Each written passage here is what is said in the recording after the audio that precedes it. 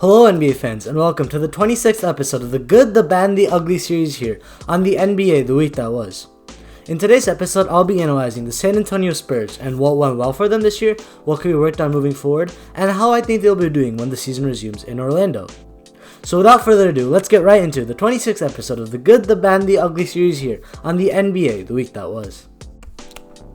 This season looks like the end of the streak of the 22 years that the San Antonio Spurs have made the playoffs. Due to an aging core and just the inability to make a presence in the deep Western Conference, the San Antonio Spurs sit at 12th place in the Western Conference, and it doesn't look like they'll be making the playoffs for the first time in 22 years.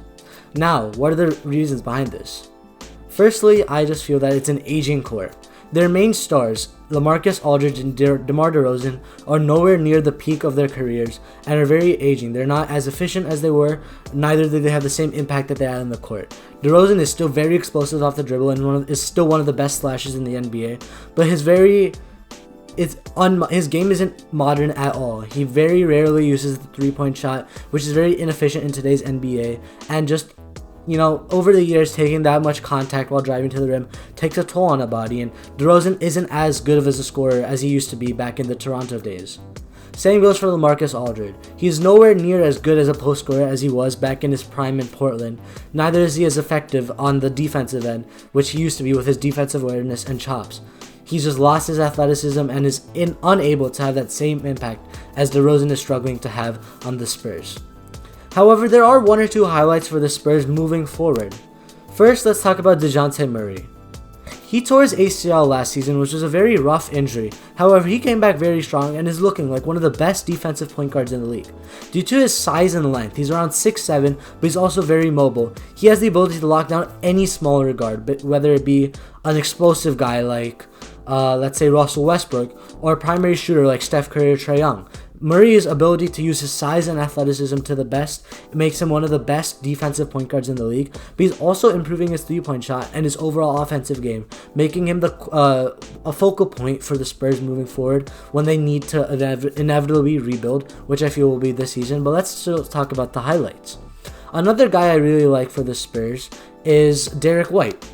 He was a second-round pick, but the Spurs are known for developing those guys into becoming great players, serviceable players. His three-point shot he's one of the best three-point shooters that the Spurs have, and he'll be a great piece for them moving forward, coming off the bench, providing those points whenever, Murray isn't able to use his offensive abilities to the best that he can. Derek White can come off the bench and be like that streak scorer that they use Patty Mills for, just Derek White is way younger and will be more serviceable for the Spurs moving forward.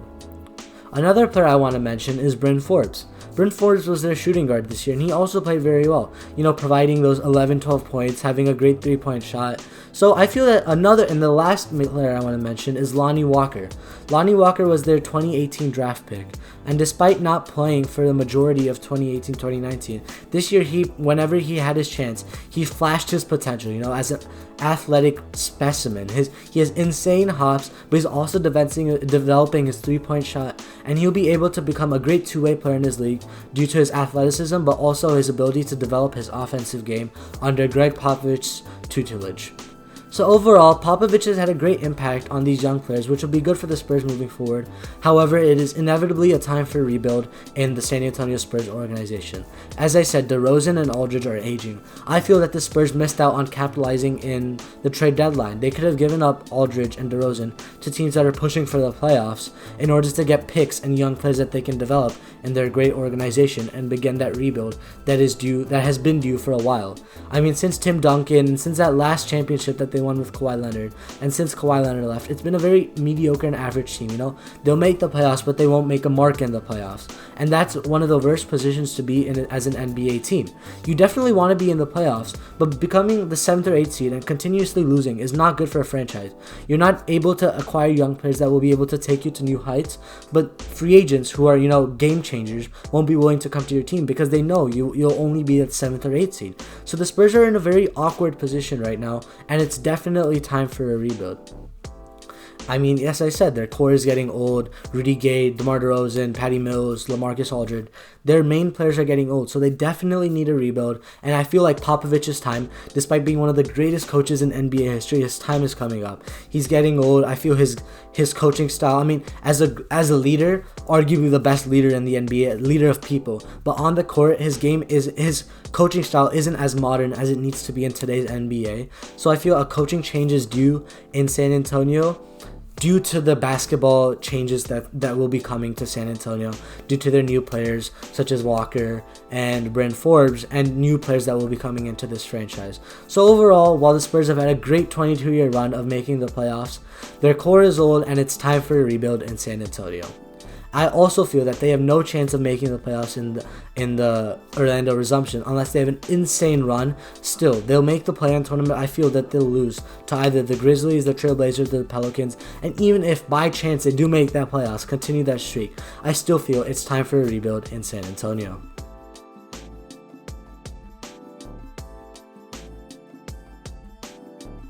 And with that, I would like to wrap up the 26th episode of the Good, the Bad, and the Ugly series here on the NBA the week that was.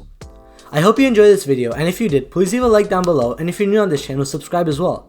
If you have any feedback for me, good or bad, please leave it in the comment section down below, and I'll catch you guys on the next episode of the Good, the Bad, the Ugly series here on the NBA the week that was. See ya!